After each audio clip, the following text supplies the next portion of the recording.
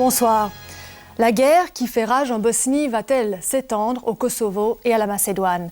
C'est un risque bien réel. Vous allez le voir dans les reportages que nous ont ramenés Simone Mor et Serge Schmitt. Ainsi, au Kosovo, la tension s'accroît chaque jour. La population d'origine albanaise à 80% est tenue d'une main de fer par le pouvoir serbe. Les témoignages, vous le verrez, sont accablants. Arrestations arbitraires, torture, interdiction de l'utilisation de la langue albanaise. Tout semble fait par le pouvoir pour contraindre les Albanais du Kosovo à fuir le pays. Une sorte de politique de purification ethnique silencieuse qui risque de dégénérer en affrontement. Mais un conflit ouvert au Kosovo pourrait avoir de graves conséquences en Macédoine voisine et faire voler en éclats le fragile équilibre de cette république. Car la Macédoine, qui a proclamé son indépendance il y a 2 ans, une indépendance qui, il faut le préciser, n'est pas encore reconnue par la communauté internationale, la Macédoine donc est l'objet des convoitises de ses voisins bulgares, grecs, serbes, albanais. Kosovo-Macédoine, une étincelle suffirait à embraser la région et avec elle l'ensemble des Balkans.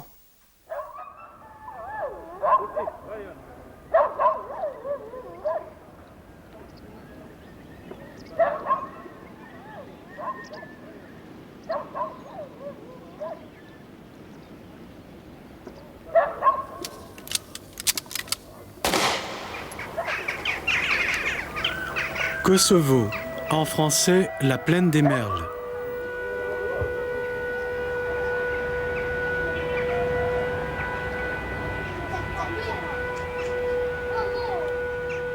Les Serbes l'ont appelé l'Arkansas, du nom d'Arkan, leur leader nationaliste.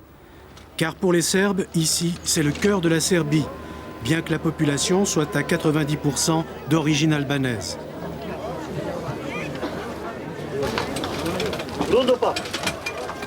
Sous Tito, le Kosovo était autonome. Il avait son propre gouvernement et son parlement. Mais en 89, les Serbes ont supprimé ce statut. Depuis lors, la serbisation forcée de toute la société est en marche. Je m'appelle Jacob Obertinsa. J'habite dans le village d'à côté. Ça va faire 27 mois que je ne travaille plus. J'ai 6 enfants et je vis dans des conditions très difficiles.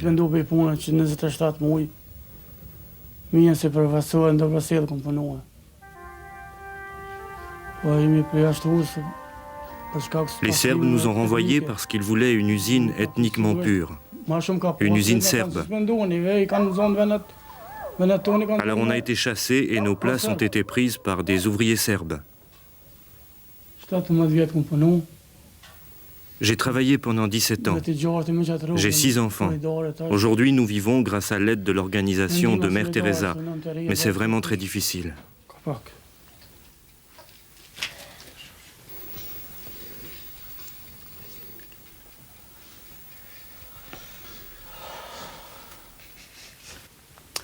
Nous sommes plus de 100 000 au Kosovo à avoir perdu notre travail dans les mêmes conditions, pour la même raison. Et quelque chose comme 24 000 ici, à Preča. Ils ne nous ont pas donné d'explication. Ils nous ont simplement remplacés par des Serbes. Ils ont fait venir des Serbes d'autres régions de Serbie. On a voulu réagir, mais on ne pouvait pas, car ils sont venus avec des armes.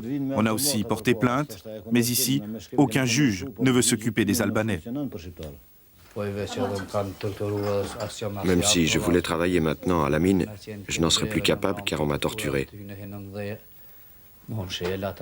Ça s'est passé comme ça, on était au fond de la mine, la police est arrivée, elle nous a battus, on a été arrêtés, j'ai fait 60 jours de prison, et puis ensuite j'ai été renvoyé de mon poste de travail. Et vous avez peur des Serbes? Oui, on a peur. Pourquoi? Parce qu'ils veulent nous tuer. Mes enfants ont vu comment notre maison a été encerclée par la police. Ils ont aussi vu comment on m'a arrêté. Eux-mêmes, ils ont été arrêtés parce qu'ils vendaient des graines de tournesol dans la rue. Et puis les policiers les ont aussi chassés de l'école. Vous savez, il n'y a rien de plus difficile que de voir ses enfants maltraités sous ses yeux.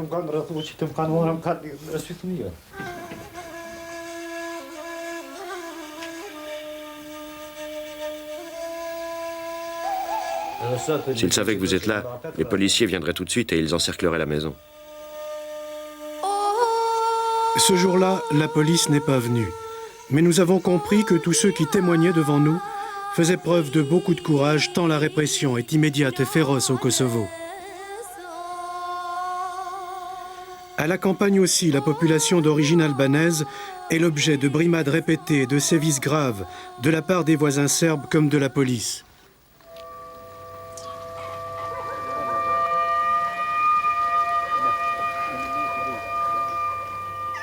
Dans les villages, les chefs de famille sont les premiers visés. Le 20 de ce mois, 3 agents de police sont venus ici en voiture. Ils m'ont apporté une convocation pour aller au poste de police. Ils avaient 3 mitraillettes. Quand j'y suis allé, le lendemain, ils m'ont demandé de leur apporter une arme. Je leur ai dit que je n'en avais pas. Alors ils ont posé une feuille blanche devant moi avec un crayon et ils m'ont demandé de leur donner 5 noms de personnes qui ont des armes chez elles. Je n'avais évidemment pas de nom à leur donner. Alors ils ont commencé à me battre. Ils m'ont battu 22 fois et j'ai perdu connaissance. Ensuite, je ne sais pas ce qui est arrivé. Quand j'ai repris conscience, ils m'ont de nouveau tapé sur les pieds avec leur matraque. Ils m'ont dit « On te bat parce que tu es un ami d'Ibrahim Rugova. C'est le leader des Albanais au Kosovo. » Ils étaient 3 et ils m'ont encore battu. Je ne sais pas combien de fois.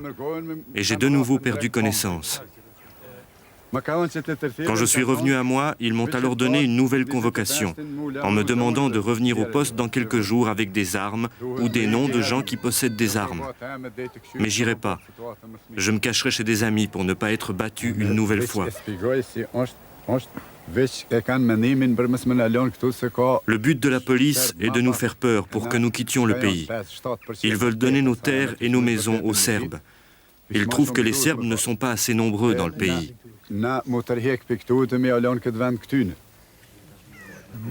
Autrefois, on vivait bien avec les Serbes. Maintenant, les enfants ont très peur d'aller à l'école à cause de la police. Les Serbes sont très armés. Même les enfants serbes ont des armes. Tu as des camarades serbes? Tu joues des fois avec les Serbes? Non. Pourquoi?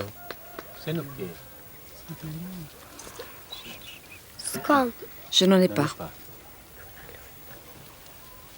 Et toi, tu as peur aussi?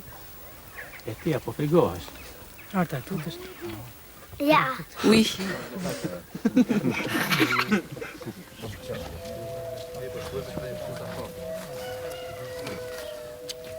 Durant la même semaine, 17 personnes ont été arrêtées dans ce village.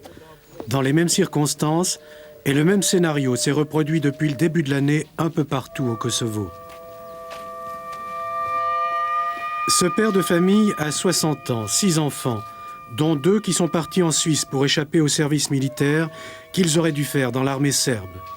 Aujourd'hui, c'est lui qui entre dans la clandestinité. De tels incidents qui se multiplient au Kosovo sont la copie conforme de ceux qui ont précédé le début des conflits en Croatie et en Bosnie. Cette terre nous appartient. Elle a toujours été à nous. Ils peuvent nous tuer. Nous ne partirons pas.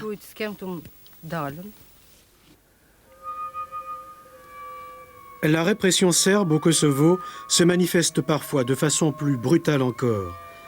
Des cas de torture entraînant la mort sont ainsi régulièrement dénoncés auprès des organisations de défense des droits de l'homme. Ici, au village d'Utsche, on se souviendra longtemps encore de ce qui s'est passé en janvier de l'année dernière.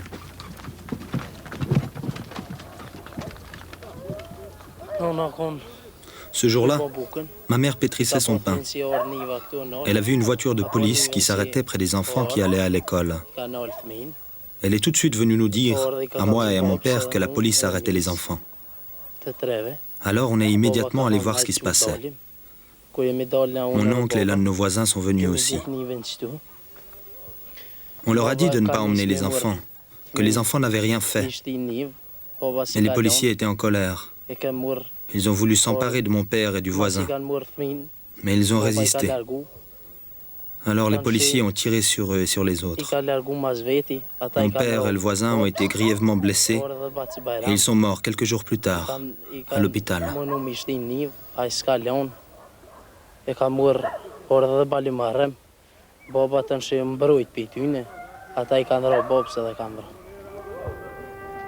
L'un des hommes qui est tombé ce jour-là sous les balles de la police serbe avait 8 enfants. Dans le groupe des écoliers qui furent les premiers témoins de ce drame, Imeraj Hikmete, 15 ans. C'était un matin, vers 8 heures. Nous allions à l'école. Nous avons été arrêtés ici, à cet endroit, par la police. Ils voulaient savoir où était notre école. On ne voulait pas leur dire. Alors ils nous ont frappés avec leurs matraques.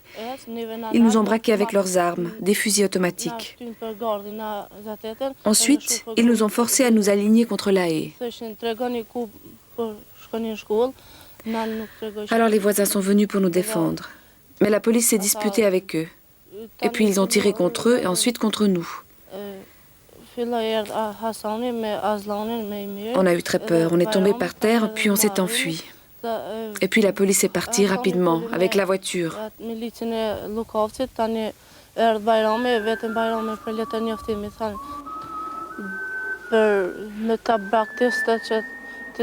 La police voulait savoir où était notre école.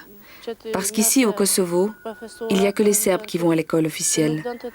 Nous, nous allons tous dans les écoles clandestines, dans les maisons privées où les cours sont en albanais.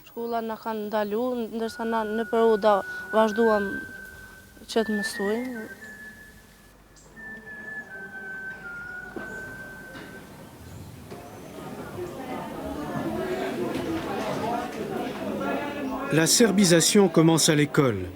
Au niveau primaire, on s'est contenté de traduire les manuels serbes en albanais. Mais au niveau secondaire et universitaire, l'albanais n'est plus autorisé. 25 000 enseignants ont ainsi perdu leur emploi à l'école officielle.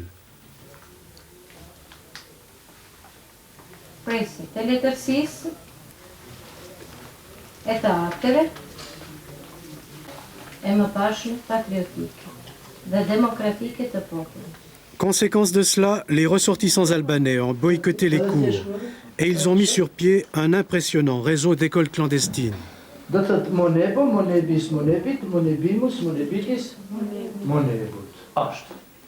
Le financement de ces écoles est assuré par un impôt payé par les Albanais eux-mêmes, et notamment par la grande masse des exilés, en Allemagne, en Suisse et en France. Ici, par exemple, sur les hauts de Pristina, la capitale, on a transformé une grande villa en lycée. 1 millier d'élèves y suivent les cours que leur donnent des professeurs, très chichement payés. Beaucoup de ces professeurs ont été arrêtés et battus.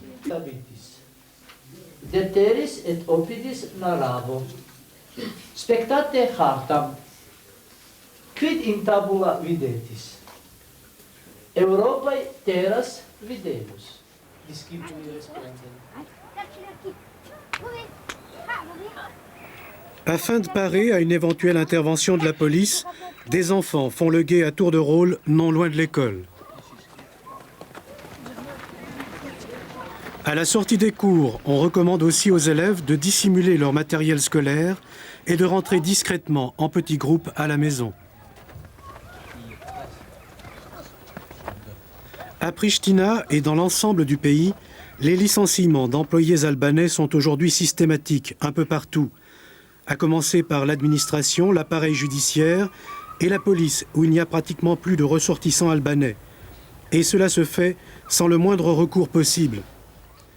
Sabria, 19 ans, et Samile, son institutrice, savent bien ce qu'il en coûte de défier le pouvoir serbe. Le 12 septembre, nous avions prévu une manifestation de protestation pour tous les élèves et tous les professeurs. Comme on refuse les cours en serbe, l'école était fermée. Nous ne demandions rien de plus que de pouvoir rentrer dans notre école. Comme tous les autres, j'ai été refoulée à l'entrée par la police. Elle était déjà là quand nous sommes arrivés. Quand je me suis retournée, l'un des agents s'est approché de moi et m'a frappé dans le dos. Je suis tombée par terre et j'ai perdu conscience. 4 heures plus tard, je me suis réveillée à l'hôpital. J'étais très choquée. Mais je ne savais pas encore ce qui était arrivé à mon oreille.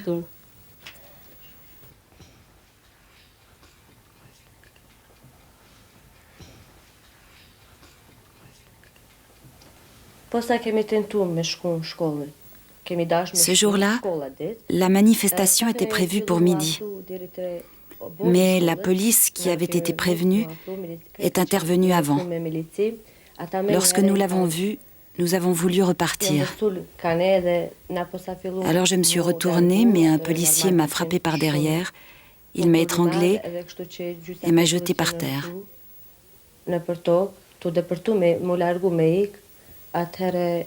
Des témoins ont vu que j'avais les veines gonflées et les yeux écarquillés. À ce moment-là, presque tout le monde est parti. Quelqu'un a voulu m'aider, paraît-il, mais il a subi le même sort que moi. Quand d'autres policiers ont recommencé à me battre, le premier leur a dit « Ne battez plus la fille parce qu'elle est finie ».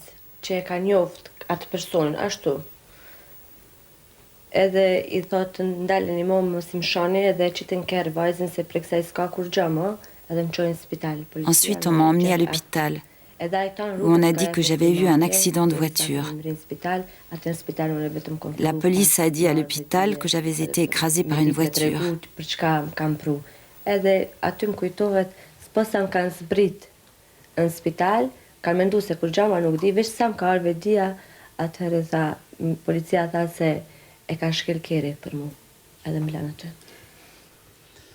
Vous avez des photos qui témoignent de ce qu'il en était à ce moment-là? Keni fotografina që mund të dëshmojnë kohën kur keni qenë në spital? Oui, ce sont des photos qui ont été prises 8 jours après. Ça, c'est vous, ça? Jeni ju kjo? Oui, c'est moi, vous ne me reconnaissez pas?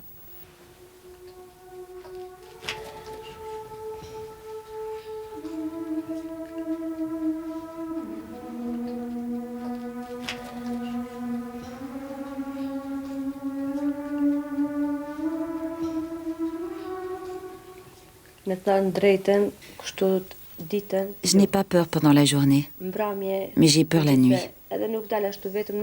Maintenant, je ne sors jamais seule en ville. Et d'ailleurs, depuis, je ne suis pas sortie souvent en ville, même avec quelqu'un.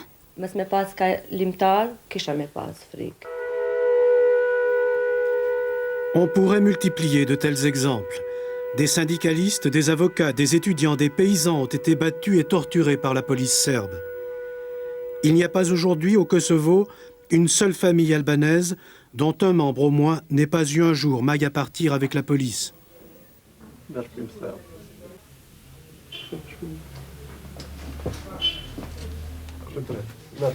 Le pouvoir serbe s'en est aussi pris au système de la santé.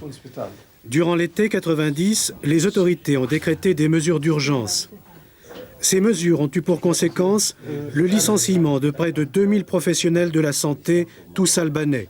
Parmi eux, plusieurs centaines de médecins. Je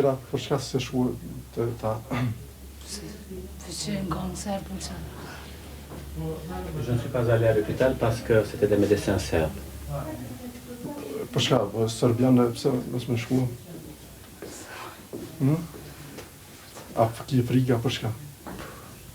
ne suis pas allé chez les médecins serbes parce que j'ai peur. Lorsque le moment vient d'accoucher, les femmes albanaises n'osent plus se rendre à l'hôpital. Elles ne font plus confiance aux médecins serbes, car les Serbes leur reprochent leur trop grande fécondité. Elles vont donc dans les cliniques privées qui se sont ouvertes récemment et qui sont tenues par des médecins albanais. Ça fait quelques mois que je travaille dans cette petite clinique. Je suis obligé de travailler ici car j'ai été renvoyé de l'hôpital où j'étais chirurgien. On m'a chassé parce que je n'acceptais pas d'utiliser la langue serbe avec mes patients albanais. C'était un ordre que m'avait donné l'infirmière-chef. J'ai refusé de le suivre.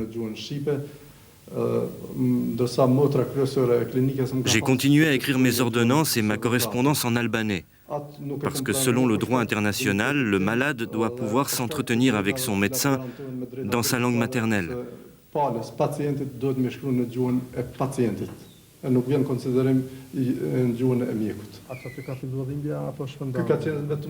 Pour mon renvoi, c'est en tout cas la raison qu'on m'a donnée. Mais en fait, le but est clair. Les Serbes voulaient renvoyer tous les médecins albanais de l'hôpital de Pristina. Et tous les médecins albanais ont effectivement été remplacés, sauf ceux pour lesquels on n'a pas trouvé de spécialistes serbes en Serbie. Finalement, le but, c'est de faire aussi la purification ethnique à l'hôpital de Pristina. Au Kosovo, la machine serbe est en marche, implacable. Tous les éléments sont là qui mèneront à la guerre. Pour l'instant, les Albanais ont opté pour la défense passive, mais jusqu'à quand? En septembre 1991, ils ont proclamé leur propre République du Kosovo. Et l'an dernier, à l'occasion d'élections semi-clandestines, ils se sont donné un président, Ibrahim Rugova.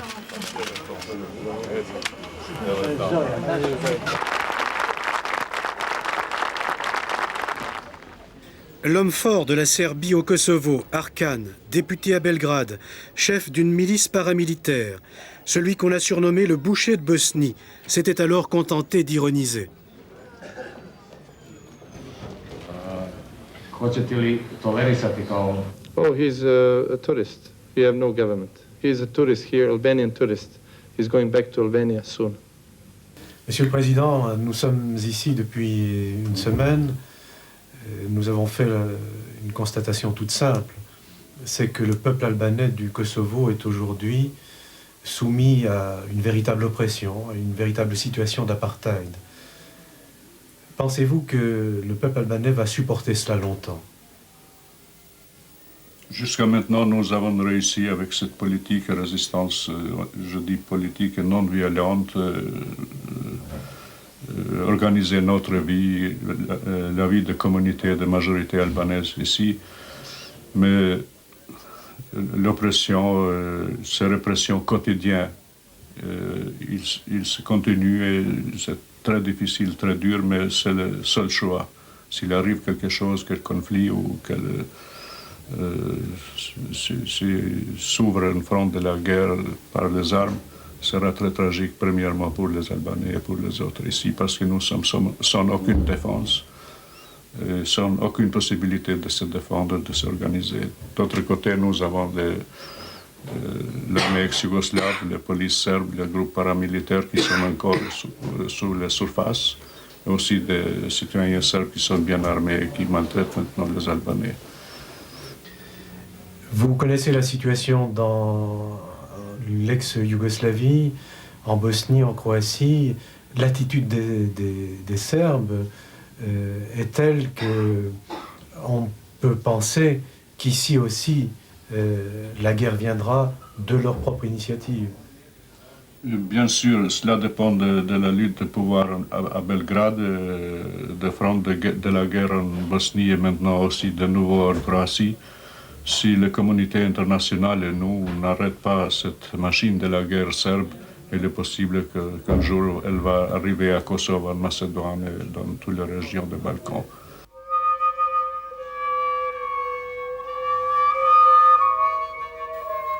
Si le Kosovo s'enflamme, l'incendie gagnera en effet l'ensemble des Balkans. Et tout d'abord, tout juste au sud du Kosovo, la République de Macédoine, une des républiques ex-yougoslaves créées par Tito en 1944. Aujourd'hui, la désintégration de la Yougoslavie a réveillé l'intérêt des voisins, la Serbie, la Turquie, la Bulgarie et la Grèce. Autant de pays qui, à un moment ou l'autre de leur histoire, ont occupé la région. La République de Macédoine a proclamé son indépendance il y a 2 ans. Mais sous la pression de la Grèce, la communauté internationale ne l'a toujours pas reconnue. Pour nous rendre en République de Macédoine, nous sommes donc passés par la Grèce afin de connaître les raisons de cette opposition.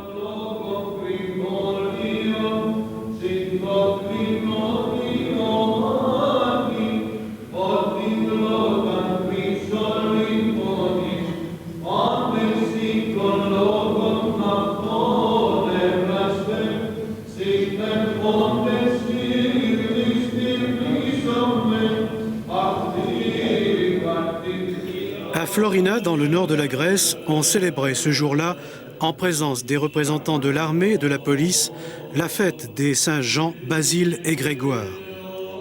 En Grèce, l'Église orthodoxe défend avec vigueur les sentiments nationalistes de la plus large partie de l'opinion publique, et le métropolite Augustinos plus que tout autre.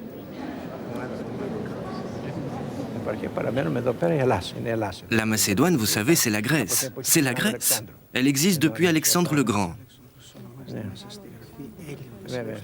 Oui, oui. Si on lit les Saintes Écritures, on voit qu'Alexandre le Grand y est représenté comme un Grec. C'est un Grec. De l'autre côté de la frontière, c'est aussi la Macédoine, donc ils ont aussi le droit de s'appeler Macédoniens. De l'autre côté, ils peuvent dire ce qu'ils veulent, c'est leur droit. Mais c'est faux. On ne peut pas appeler Grèce l'Allemagne, ou la Grande-Bretagne, ou encore la Serbie. Eh bien, du point de vue géographique, la Macédoine appartient à la Grèce, un point c'est tout. S'ils veulent prendre notre nom, nous ne les empêcherons pas, mais nous défendrons nos frontières. Tous les Grecs sont unanimes sur ce point, nous défendrons nos frontières.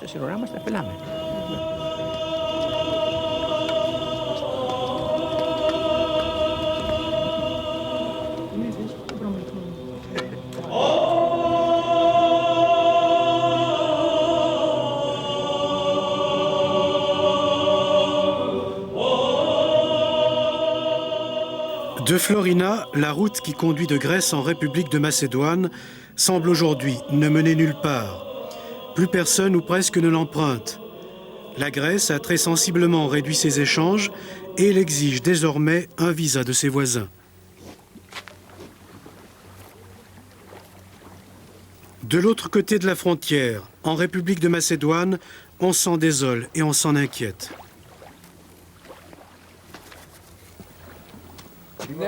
Dans l'ex-Yougoslavie, sous Tito, on était plus libre ici en Macédoine que dans les autres républiques.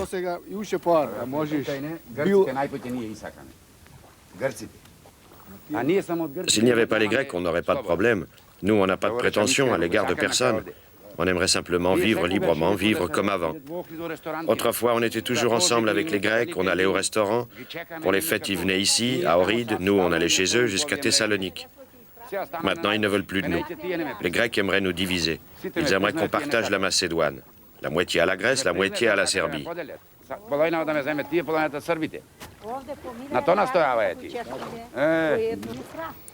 J'ai peur. On travaille dans la peur. On vit dans la peur. Nous, on pense qu'on est la Macédoine et qu'on le restera toujours.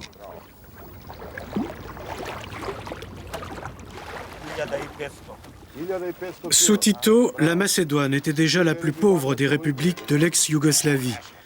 Aujourd'hui, elle subit de plein fouet l'embargo imposé par l'ONU à la région et les restrictions imposées par la Grèce.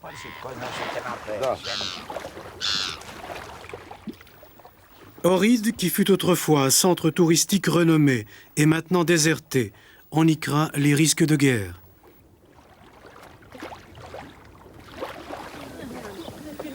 Ivan Glavichev descend de la plus ancienne famille de la ville, une famille installée ici au 8e siècle déjà. Chaque dimanche, avec ses amis, il s'en va jouer aux cartes, une occasion de parler politique et d'exprimer l'inquiétude que lui cause l'incompréhension des Occidentaux.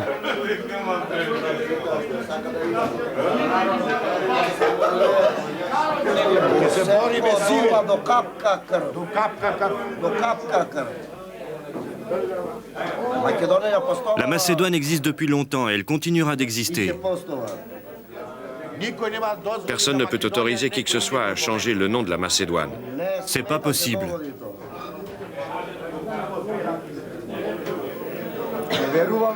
On espère bien que l'Amérique, que le monde ne permettra pas que le sang coule en Macédoine. L'Europe doit être consciente qu'elle ne peut laisser le sang couler en Macédoine.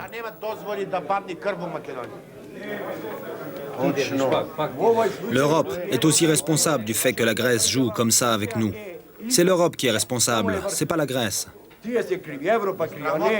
Ça nous fait honte de voir l'Europe jouer ainsi avec la Grèce et la Grèce jouer avec l'Europe. On sait bien que la grande fautive, c'est l'Europe. Les fonctionnaires de la communauté nous ont reconnus les premiers, et puis ils nous ont laissé tomber. Nous resterons toujours des Macédoniens, dans une Macédoine indépendante et souveraine. Et la Grèce ne pourra pas changer notre nom, ni avec des chars, ni avec quoi que ce soit. Personne. Nos parents et nos grands-parents ont vécu ici. Et les Grecs savent très bien qui sont les Macédoniens. La Grèce ne veut pas voir la réalité. Nous sommes Macédoniens et nous voulons le rester. Si la Grèce veut s'y opposer, elle n'a qu'à essayer. Nous, on est prêts à mourir pour défendre notre nom. Nous, on veut vivre librement, on veut pouvoir jouer aux cartes librement.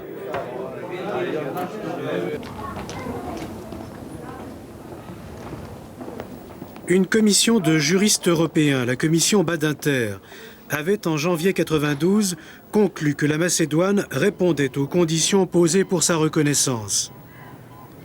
Pourtant, à ce jour et sous la pression de la Grèce, la communauté européenne ne s'est toujours pas prononcée.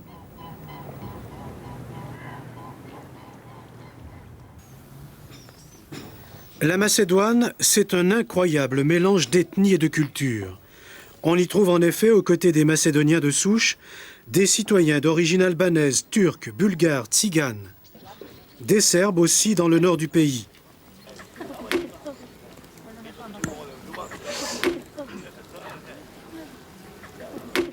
Des Serbes qui portent fièrement le chapeau des Tchétchniks, les anciens combattants durant la dernière guerre mondiale. Vous savez, ici en Macédoine, on a des problèmes. Si on porte ce chapeau des Tchétchniks ou si on a un nom qui se termine en itch, on nous regarde méchamment. Nos jeunes, même ceux qui ont fait des études, s'ils ont un nom qui se termine en itch, ils ne trouvent pas de travail. Ils sont discriminés à l'école, au champ. Les Serbes sont discriminés partout. En République de Macédoine, les citoyens d'origine serbe sont quelques dizaines de milliers, sur une population de 2 millions d'habitants. Ils sont contrôlés de très près par les autorités macédoniennes qui craignent que leur influence n'augmente. C'était la nuit du Nouvel An. Les jeunes faisaient la fête, juste ici, à côté, à la maison des jeunes. On était tous là pour le Nouvel An. À minuit 20, la police est arrivée. On avait accroché le drapeau yougoslave sous lequel on a tous prêté serment quand on était au service militaire et sous lequel mon père et mon grand-père se sont battus. La police est venue enlever le drapeau et les photos de nos leaders, Milosevic et Arkan. Ici, les gens sont serbes et c'est normal qu'ils aiment ces photos.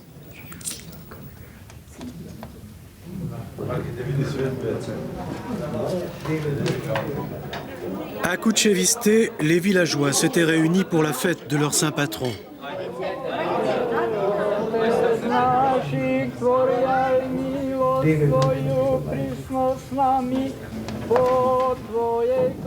Mais il parlait aussi d'un autre saint qui, lui, n'est pas au calendrier, Arkan, l'homme fort du Kosovo, recherché par toutes les polices. Moi, je peux vous dire qu'Arkan, c'est un saint qui se bat pour la cause slave. Ça n'a pas d'importance si c'est un Serbe de Macédoine, si c'est un Grec ou un Russe.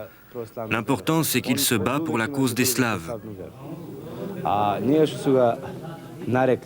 Je sais qu'on dit dans les pays de l'Ouest que c'est un criminel. Mais je me demande bien pourquoi on ne l'a pas arrêté quand il était là-bas. C'est seulement maintenant, parce qu'il lutte pour la cause des Slaves, qu'on dit que c'est un criminel.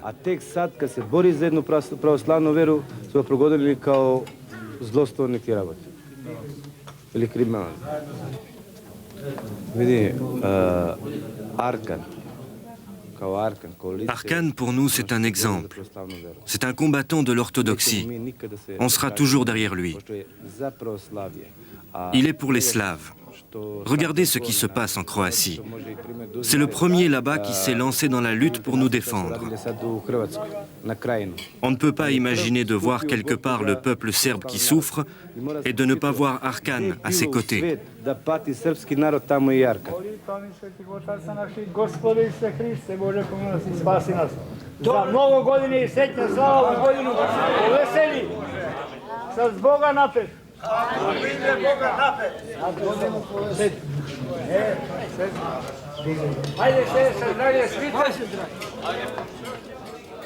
Les Serbes de Kučevište affirment ne recevoir aucune aide de la Serbie et n'avoir aucune acrimonie à l'égard des Macédoniens de souche. Les ennemis, pour eux, ce sont les Albanais qui vivent en République de Macédoine. Nous, on ne quittera jamais la République de Macédoine. Ça fait 1400 ans qu'on est installé ici en Macédoine. Personne, pas même le bon Dieu, ne pourra nous en chasser. On ne quittera jamais nos villages. Vous savez que les musulmans attendent impatiemment que la communauté internationale reconnaisse la République de Macédoine. Car à ce moment-là, les Albanais proclameront région autonome toute la Macédoine occidentale, là où ils sont très nombreux. Si la communauté internationale reconnaît la Macédoine, il n'y aura pas de problème à la frontière avec la Serbie. Le problème, ce sera avec les Albanais. Car dès que la Macédoine sera reconnue, ils rattacheront toute la partie occidentale du pays à l'Albanie.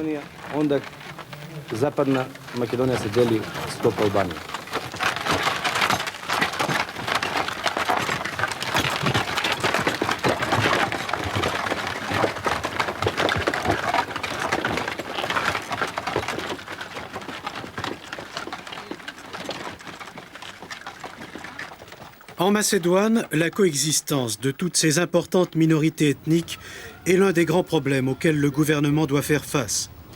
Et de toutes, c'est sans doute la minorité serbe qui développe aujourd'hui le plus fort sentiment nationaliste.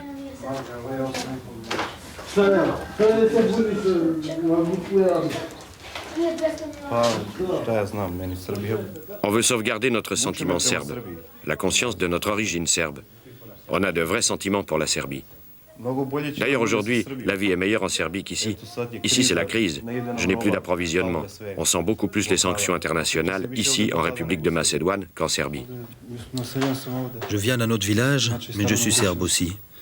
Et je pense que ce serait normal que la Macédoine soit rattachée à la Serbie. Disons, peut-être pas à la Serbie, mais à une nouvelle Yougoslavie. Ici, au village, c'est ce que la majorité des gens pensent. Ils aimeraient un rattachement à la Serbie, mais dans le cadre d'une nouvelle Yougoslavie. Je sais bien que le gouvernement macédonien veut l'indépendance, mais actuellement, cette indépendance, il ne peut pas l'obtenir.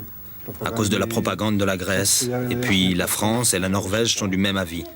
Ce sera impossible d'obtenir la reconnaissance de notre indépendance. On ne l'obtiendra jamais.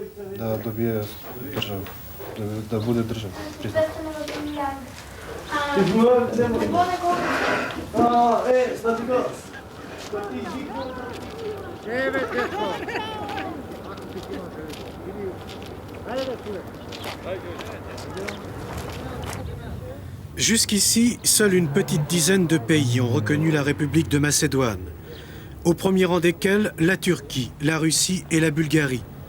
C'est une source d'inquiétude pour les Albanais de Macédoine, car pour eux, cette non-reconnaissance par la communauté internationale fait incontestablement le jeu de la Serbie.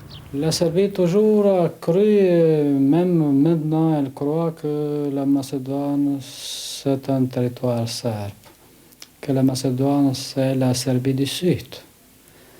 Elle ne reconnaît pas l'indépendance de la République de la Macédoine parce que d'après la théorie serbe, là où il y a même un Serbe, c'est la Serbie. Dans l'hypothèse d'une intervention serbe en Macédoine, quelles seraient les réactions des voisins? Je pense à la Bulgarie en particulier.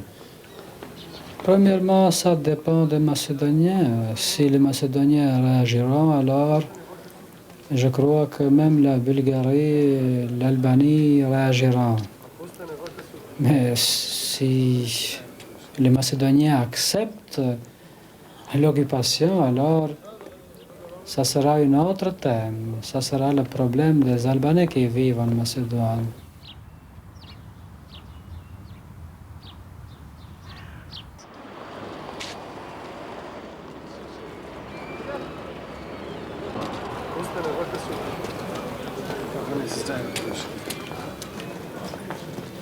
Si la Bulgarie a effectivement reconnu la République de Macédoine, elle n'a pas reconnu la nation macédonienne. Pour la Bulgarie, qui étendit ici sa domination au IXe siècle déjà, Les Macédoniens seraient en effet des Bulgares, même si le gouvernement de Sofia affirme n'avoir aujourd'hui aucune prétention territoriale.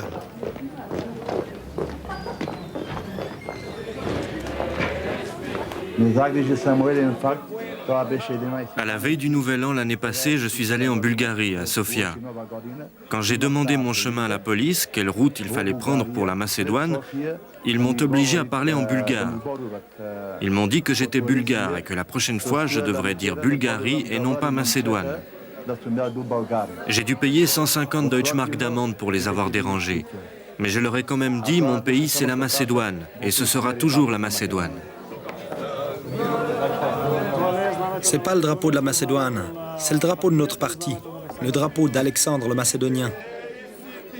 Ce soir-là, le principal parti d'opposition, le VMRO de tendance pro-bulgare, célébrait les héros nationalistes macédoniens, des héros qui défendaient l'idée d'une grande Macédoine. Être macédonien, c'est d'abord une chose sainte, sacrée.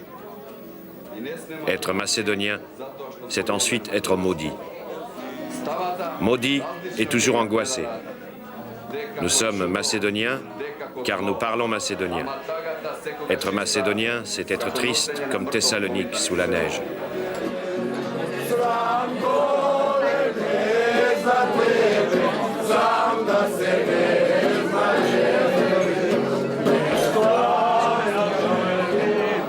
Ce sentiment nationaliste qui s'exprime à travers les vieux chants patriotiques est aujourd'hui très vif, d'autant que la population écarte de moins en moins l'éventualité d'une guerre. Si la guerre éclate au Kosovo, elle va s'étendre à la Macédoine, car nous avons une importante minorité albanaise qui vit ici en République de Macédoine. Et eux, dans ce cas-là, ils soutiendront les Albanais du Kosovo. Nous, les Macédoniens, on ne sait pas avec qui on va combattre, car il y a ici des Albanais, des Tziganes, des Turcs, des Macédoniens.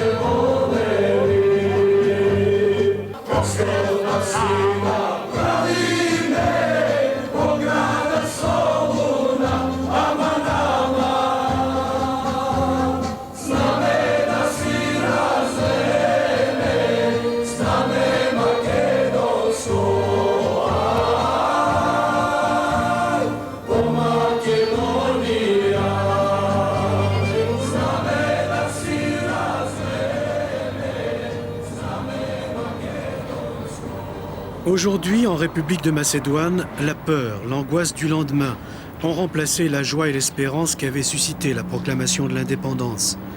On s'inquiète beaucoup du réveil de l'intérêt des grands voisins bulgares, grecs et serbes. Je ne vois pas l'avenir en ce moment.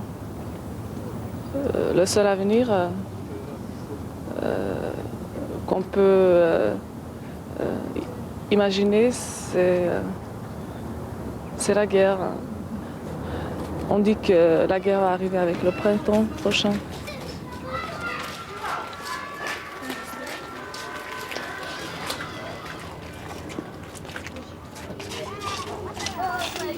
En République de Macédoine, la population d'origine albanaise représente 40%.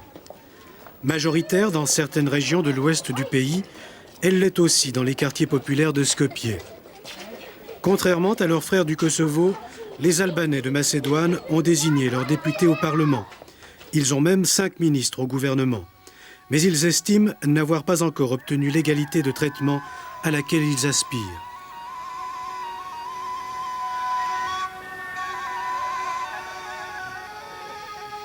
Quoi qu'il en soit, les Albanais de Macédoine sont persuadés que si la guerre éclate, c'est du Kosovo qu'elle viendra.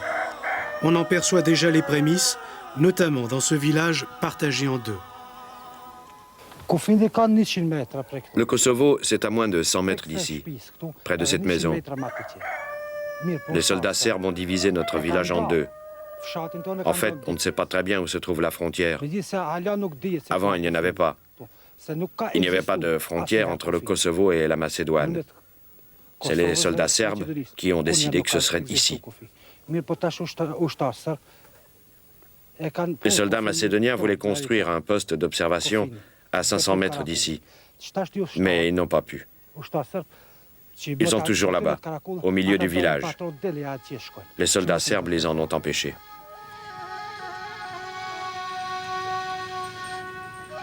Une guerre au Kosovo provoquerait un important exode de réfugiés albanais vers la Macédoine. Afin de renforcer la sécurité dans la région, et malgré le scepticisme de la population, les autorités ont demandé à l'ONU de placer des observateurs à la frontière. Vous savez, les forces de l'ONU sont des deux côtés de la frontière, Kosovo et Macédoine. C'est la première fois que les Nations Unies sont appelées de façon préventive, avant que quelque chose ne se passe.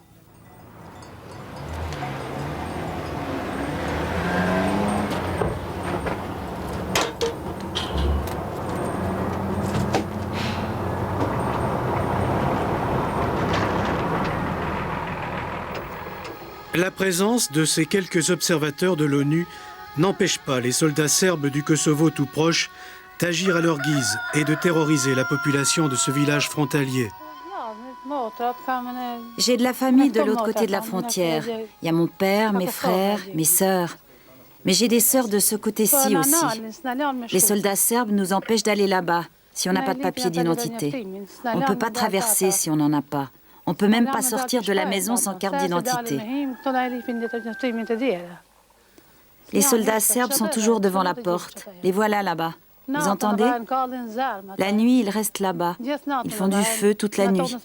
Nous, on a peur parce qu'ils crient, ils boivent, ils s'enivrent. On a peur qu'ils mettent le feu à notre maison. Ma fille, la plus grande, je l'ai envoyée chez mes frères. J'ose pas la garder ici, vous savez. Il y a toujours des soldats serbes qui rôdent.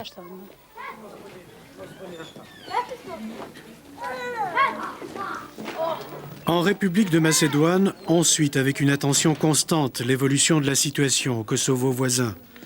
On est persuadé qu'elle aura d'importantes répercussions. Dans ce village à majorité albanaise, les scénarios sont prêts.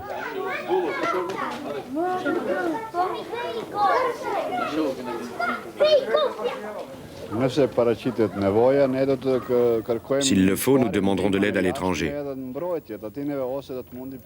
Et s'il y a la guerre au Kosovo, nous accueillerons les réfugiés albanais ici, si c'est nécessaire. Et puis, s'il n'y a pas d'autres alternatives, alors on sera obligé de prendre les armes et de nous défendre. Ici, la tension est aujourd'hui très perceptible. Les habitants craignent d'autant plus les visées expansionnistes de la Serbie qu'ils savent bien ce qui se passe au Kosovo. Je crois que la guerre a éclaté à Kosovo, mais les hommes ne la voient pas. Si rien ne fonctionne dans la vie économique, politique et publique qui caractérise la vie des Albanais, alors on ne peut pas dire qu'il n'y a pas d'une guerre présente, que la guerre n'a pas éclaté. Mais on peut parler d'une occupation totale de Kosovo de la part de la Serbie et de la République fédérale de la Yougoslavie. Notre option politique de tous les partis politiques albanais de la Macédoine est d'aider nos frères albanais du Kosovo, même militairement s'il y aura besoin, pour réaliser le but d'une Kosovo libre et indépendante dans les Balkans.